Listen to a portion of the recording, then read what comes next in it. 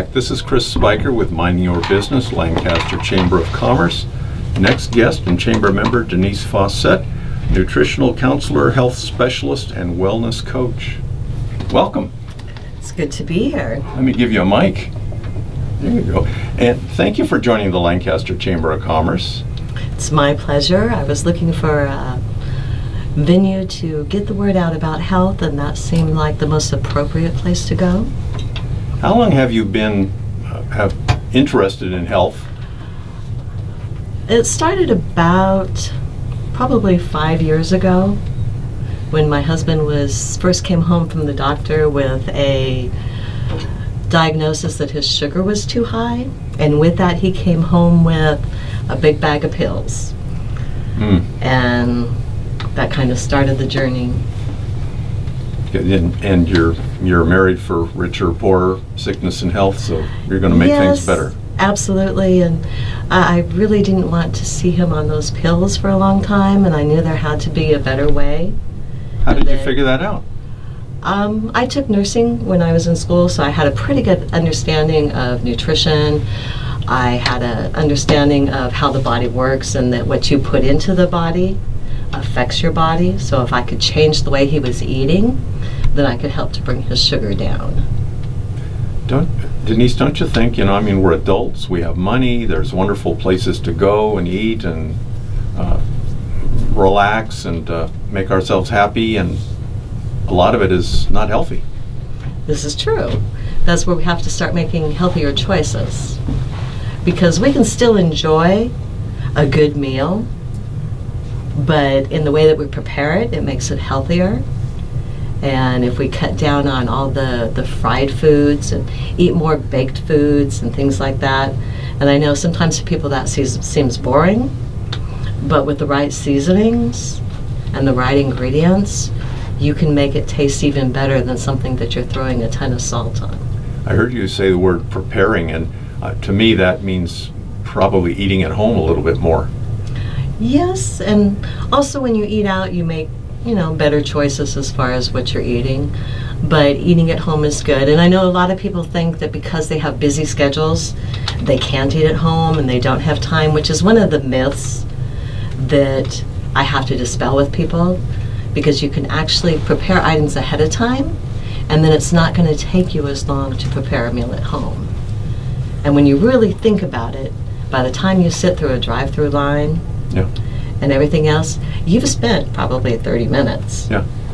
And if you have a 30 or 45 or even an hour lunch, you're just stressing yourself out in that fast food line. Exactly.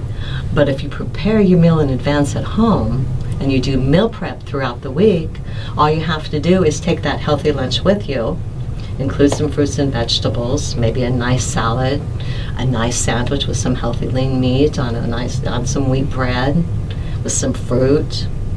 And that's a perfectly good lunch, and it's going to cost you less than what it would to go to that drive-thru. That's another myth that people have, is that it costs too much to eat healthy.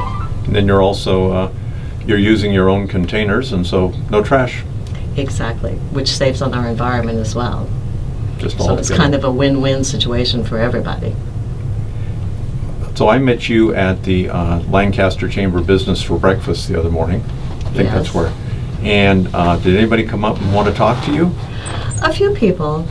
But what I find is that nutrition is something that everybody needs. We all need to be able to live a healthy lifestyle, and nutrition is just a part of it.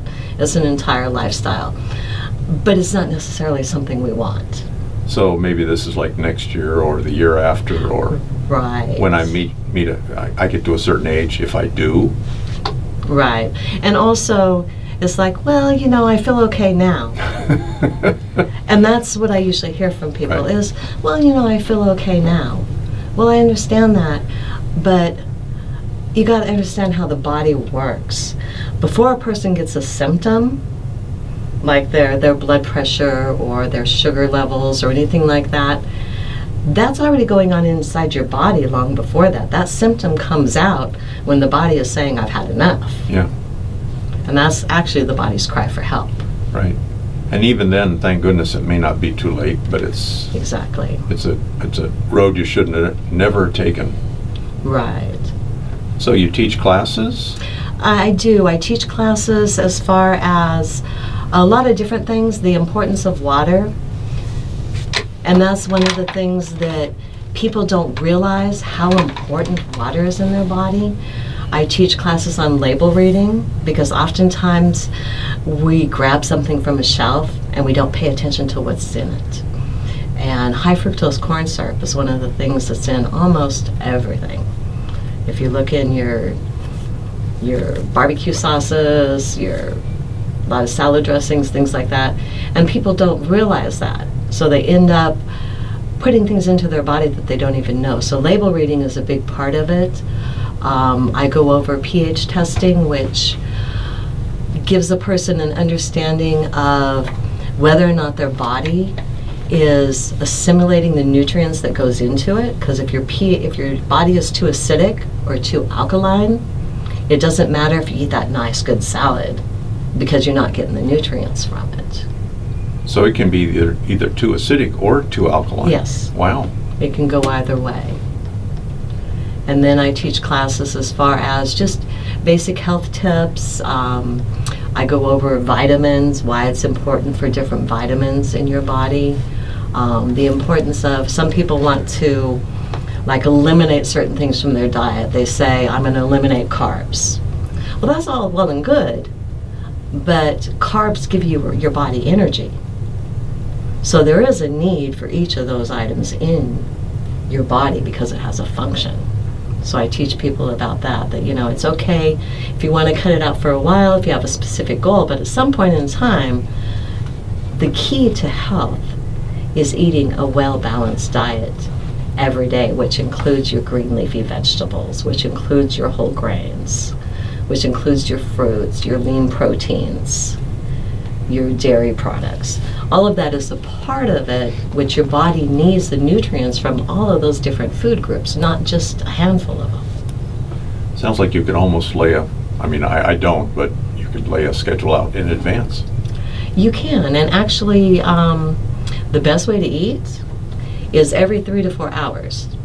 And when you get up in the morning, within about half hour after you wake up, you should be eating some kind of a breakfast, a whole grain cereal, an egg, perhaps a whole grain bagel, muffin, toast, something like that. And then 3 to 4 hours later, you should be having a snack, a light snack, maybe with some, we'll do nuts, we'll do carrots, we'll do fruit, we'll do lean meat and cheese with whole wheat crackers, some of the snacks that we do at our home. And then you do your lunch, you have a snack, and you do your dinner. The other thing that maybe people don't realize is your body has an internal clock. So around 7 p.m. in the evening, your body is going into a resting mode. Your digestion slows down. So I remember growing up, people used to say, oh, don't eat after 7 o'clock at night, but I never knew why. Now I understand why. It's because your body's internal clock, your digestion is beginning to shut down.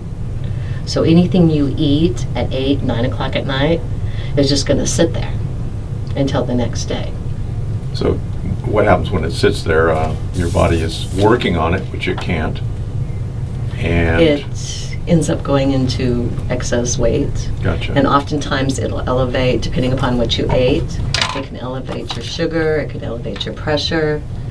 It can cause a lot of different things to happen within your body. It's all bad, definitely. So it's not the time to be eating. No. You shouldn't eat after 7 at night. And that has nothing to do with feelings. That has to do with what time is it? Right. It has to do with your body's time clock. Because our bodies are designed as a mechanism, as a complete unit. Yeah. And it functions, it is constantly rebuilding cells and re-energizing itself. Water plays an important part. Water is probably one of the most important parts of your body because of the impact that it has. There's been research because now whatever weight you are, if you take your body weight and you divide it in half, you should be drinking half that amount of ounces in a day. So let's say an average man weighs 180 pounds. He should be drinking 90 ounces of water. And there have been studies that show that water can be related to Alzheimer's because your brain, Lack of. yes, your brain is 90% water.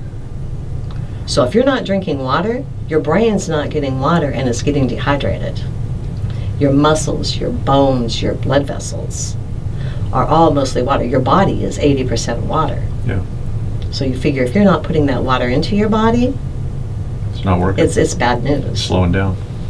And I've heard of a buddy's dad started drinking water, and his symptoms of Alzheimer's went away. Mm-hmm. Just by drinking water. Yes. Simple little thing, water. Next to air, water is the most important thing that you need to be putting in your body.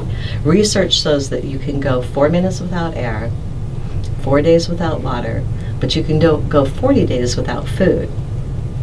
So if after 4 days your body shuts down without water, just imagine what it does if you're depriving it every single day of the essential water that it needs to function properly. It's making me thirsty just thinking about it, really. Yeah, I see your water bottle. Yes, and actually I carry water with me, and that's what I tell my clients to do is get yourself a water bottle, fill it up, and calculate how many of those you have to drink during a day, and just make sure you carry it with you everywhere you go. Clean water is wonderful stuff. Absolutely.